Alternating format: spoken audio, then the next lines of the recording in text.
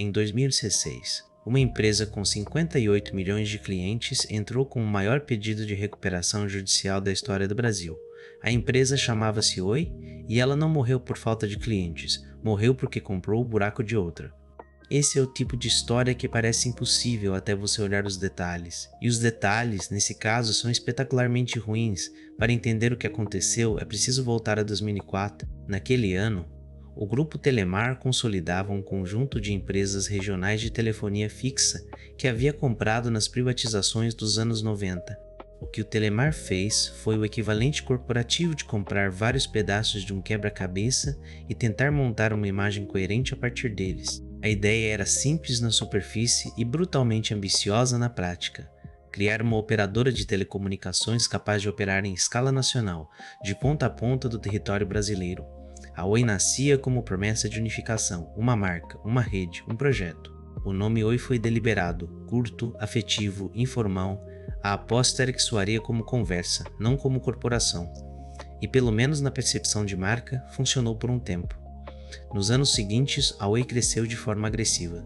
Entrou na telefonia móvel, expandiu banda larga, brigou por fatia de mercado contra Claro, TIM e Vivo. Em números brutos, a trajetória parecia virtuosa. A Oi chegou a ser a maior empresa de telefonia fixa do Brasil e construiu uma base de clientes que rivalizava com as maiores operadoras do país. O mercado enxergava uma empresa com escala real, rede capilar e potencial de consolidação do setor, exatamente o tipo de ativo que atrai capital institucional e analistas otimistas. Mas crescimento agressivo num setor de infraestrutura pesada tem um custo que não aparece nas apresentações para investidores: dívida. Para construir rede, comprar espectro e financiar subsídios de aparelho, a Oi foi ao mercado de dívida repetidas vezes. A acumulação ao longo de vários anos criou uma estrutura financeira que deixava a margem operacional estreita para lidar com qualquer choque. Foi com essa narrativa de força e com esse passivo crescendo nos bastidores que a Oi chegou a 2013 e tomou a decisão que mudaria tudo. A fusão com a Portugal Telecom parecia, naquele momento, a jogada certa. A lógica estratégica era sedutora, duas empresas de língua portuguesa, com culturas corporativas compatíveis, unindo forças para formar uma gigante de telecomunicações com presença em 2 continentes. Do lado brasileiro, acesso a capital europeu e tecnologia mais madura. Do lado português, uma âncora de crescimento no mercado emergente de dimensões continentais. A Portugal Telecom tinha operações em Portugal, em países africanos de língua portuguesa e uma marca consolidada no mercado europeu regulado e estável. Analistas aprovaram, os executivos comemoraram. A operação foi anunciada como modelo de internacionalização para empresas brasileiras. O que ninguém sabia, ou que foi mal avaliado, que é pior ainda, era o que estava escondido dentro da Portugal Telecom. A empresa portuguesa tinha exposição significativa ao Grupo Espírito Santo, um conglomerado financeiro português com tentáculos em bancos, seguradoras, imobiliário e empresas industriais. O Grupo Espírito Santo era um dos grupos privados mais antigos e respeitados de Portugal, fundado no século XIX com presença em múltiplos países. Dentro desse conglomerado existia a Rio Forte, uma holding que servia como veículo de investimentos e captação do grupo. A Portugal Telecom havia colocado 800 milhões de euros em papéis da Rio Forte, tratados no balanço como aplicações financeiras de curto prazo e entidade de baixo risco. Afinal, era o Grupo Espírito Santo. Quem duvidaria da solidez de um grupo centenário?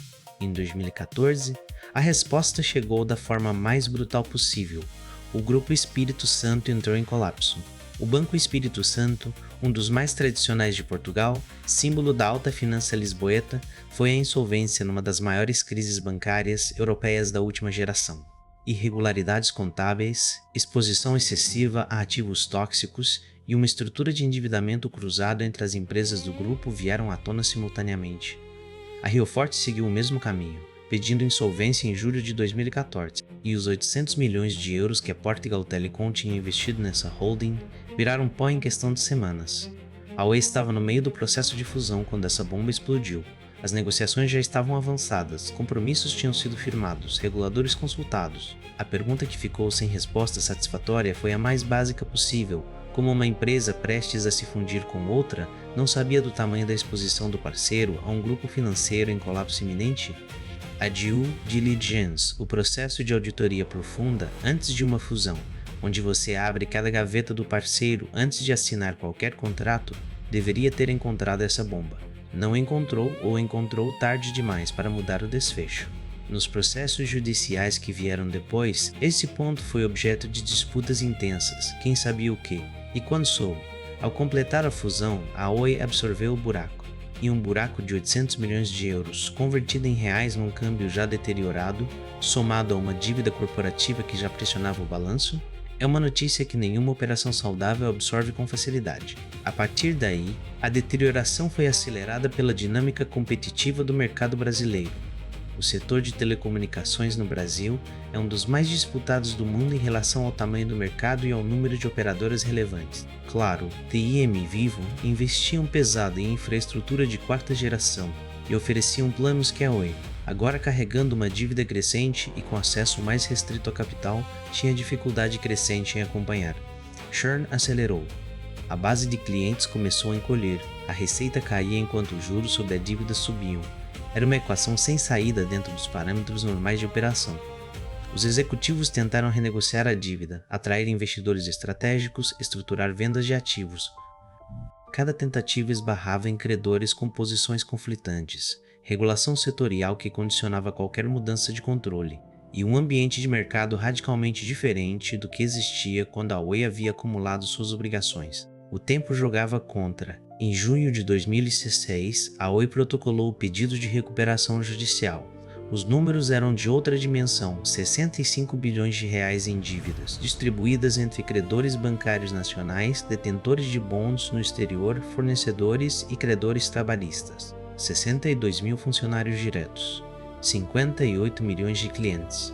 Nenhuma empresa brasileira havia pedido recuperação judicial nessa escala antes. O caso transformou-se numa aula em tempo real sobre como estruturas de dívida complexas, credores de diferentes jurisdições com legislações incompatíveis e ativos regulados por agências com poder de veto criam um emaranhado quase impossível de desfazer com velocidade. O processo judicial durou 6 anos.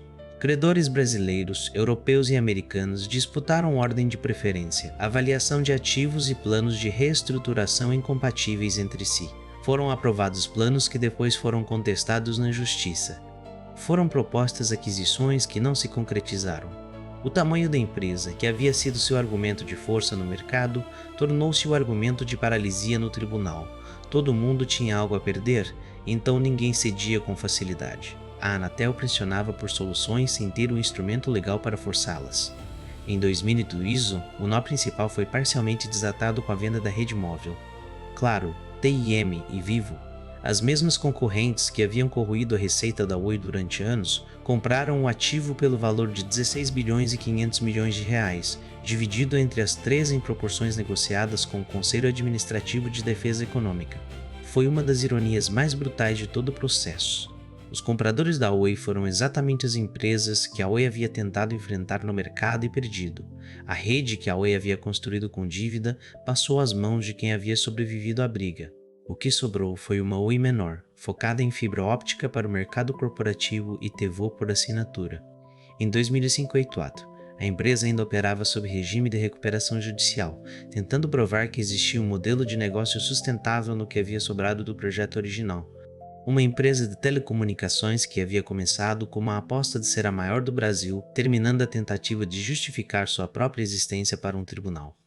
A história da Oi carrega uma lição que vai muito além do setor de telecomunicações. Fusões transoceânicas têm uma gramática própria, e um dos capítulos mais perigosos dessa gramática é o processo de due diligence que precisa atravessar fronteiras regulatórias, legais, contábeis e culturais.